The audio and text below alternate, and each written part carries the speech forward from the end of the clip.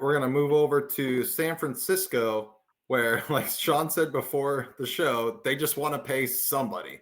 So Matt Chapman, 6-year, Dude, they've $151 tried for million years, extension. dude. They've tried for years to pay somebody. They tried to pay Correa. They tried to pay Ohtani. They're just trying to pay somebody. They tried to pay Judge. Yeah, they tried to pay Judge too. Yeah, that's right. And then the Yankees just stole him away. Somebody. They just want to pay somebody. They wanted to pay Arson Judge, though, not Aaron Judge, right? Wasn't it Arson Judge? Yeah, it was Arson Judge. Yep, I forgot about that. Yeah. So yeah, I mean, does signing Matt Chapman to this deal lure other free agents to the Giants, though? Does this move the needle for people to come want to play in San Francisco? I think seeing an established veteran make a long-term commitment helps them, because they've not been able to get somebody to do that for a while. So I think Matt Chapman like the best name on the board? No, but he is a solid Gold Glove caliber third baseman, all-star level hitter some years. I think just having that one veteran say, yeah, I'm here, I'm staying for the long term, will open people's eyes to the fact I believe in what we're doing. Maybe I should be here too. Yeah. I mean, I think you also have to question, though, okay, we backed up the truck for Matt Chapman. Are you going to pay me? Or are you going to, like, is Matt Chapman now the guy that's there for X amount of years? And now, like, if I decide to sign, is it a 1 or 2 years at a time? Or do I get a 5-year deal? Right. Do you know what I mean? Like, are they done spending? I mean, is he the big fish and that's it? Is he the big fish and now, like, we're just trying to get like a bunch of like decent guys that we're going to pay decent money to? Yeah. Because if they're willing to open it up, if Chapman's just the start, and if they're willing to continue to open up the checkbook, I mean, dude, who doesn't want to live it? I mean, San Francisco is a beautiful city, wonderful city, and they love baseball out there, and that's a team that's a city and a team that can do really, really well.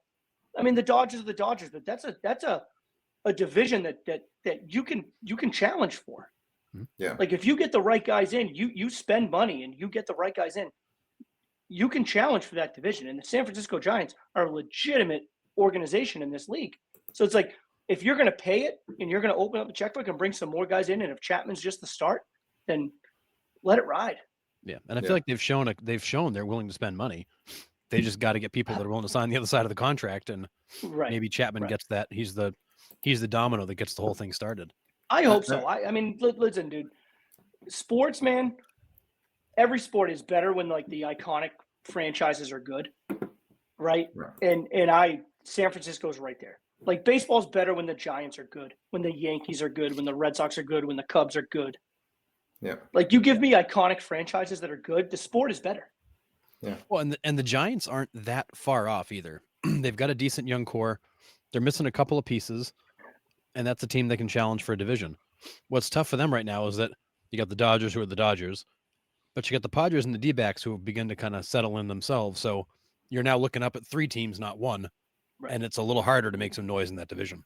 Yeah. I think your point about young kids coming up is a good one, Harrison, because maybe Chapman sees that. He's seen what Tyler Fitzgerald came up and hit, 5 home runs in 5 consecutive games there. That's a nice piece.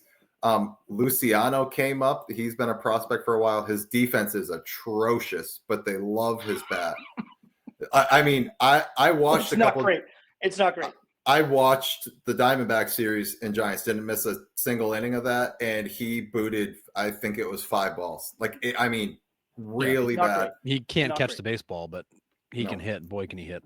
And you got Ramos. Ramos was an all-star this year. That kid's got some pap. Some pap. You've been in the South too long, Nick. Dude, it's brutal what comes out of my mouth now sometimes, but I like catch myself. But no, I think they do have a core and their pitching staff. You still got Logan Webb. You got Birdsong that's come up. Kyle Harrison has a good upside. Yep. So they got some pitchers. I don't know. They're on the way up. Like, they're climbing, and I think an established veteran going there is going to open some eyes. It solidifies a key position. It gives you that veteran presence, and it lets you start to build around, because you now have that kind of anchor player, which they've lacked. Right. Yeah. And who knows what Snell does in the offseason? I mean, you have him right now. It doesn't really help you for this year, but who knows where Snell ends up going. But it does beg the question. We talked about it before the show. Like, this is the first Boris client that signed one of these 1-year deals that's gotten an extension offer. Nothing for Snell yet, nothing for Montgomery yet, nothing for Bellinger yet. Now, in their defense, Montgomery's not been great. Bellinger's not been great. And Blake Snell wasn't great until really the last 30 days when he's been really good. Are we going to see teams now that we're in September begin to try to lock these guys up? Or are they going to take their chances with opt-outs? And Montgomery was very vocal that he feels like Boris really screwed this offseason up. So I wouldn't be surprised if he fires Boris before the next go-around.